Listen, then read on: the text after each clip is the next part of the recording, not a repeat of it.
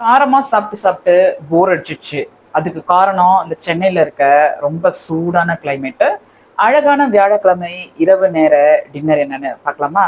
குக்கர்ல முத்தையம் சாப்பாடு. அதை விசில் விட்டு சமைச்சிருக்கோம். நல்லா கொல கொலன்னு செஞ்சிருக்கோம். என் பொண்ணுக்கு பரிமாறுறேன். போதுமா? இன்னும் கொஞ்சம் போடவா? போதுமா? இன்னும் கொஞ்சம் போடணுமா? இன்னும் யோசனை பண்ணி சொல்றீங்க. போதுமா? என்னம்மா குக்கர்ல இருக்க எல்லாம் சொல்லி தின்னுறப்போ இருக்க. திடீர்னு என் பையனுக்கு காலையில சளி, அப்புறம் ஜுரம். அப்புறம் என்ன பண்றது? தயிரை கட் பண்ணியாச்சு. வேற என்ன சமைக்கலான்னு பார்க்கும்போது சந்தையில வாங்கின மிளகு, சீரகம், பூண்டு எல்லாத்தையும் போட்டு மாடி தோட்டம் மஞ்சத்தூள் அதை போட்டு செமையா ரசம் வச்சாச்சு. அந்த நாள் ஞாபகம் நெஞ்சிலே வந்ததே, நண்பனே நண்பனே அப்படின்னு இந்த வேர்க்கடலை துவையல். இதை பார்த்தா எங்க அம்மா ஞாபகம் தான் எனக்கு வரும்.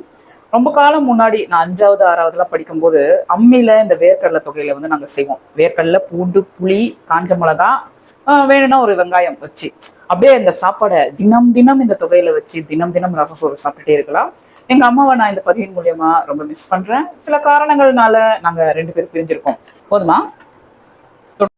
காரமே சாப்பிட வேணாம் அப்படிங்கிறவங்களுக்கு கருவேப்பிலை, முட்டை, உப்பு, எண்ணெய், அவ்வளவுதான். இது ஒரு ஸ்கிராம்பிள்டு எக்கு. இது அப்படியே அள்ளி அள்ளி இந்த ரசம் சோறுக்கு வாயில அப்படியே போட்டு போக வேண்டியதான். ரொம்ப டேஸ்டா இருக்கும்.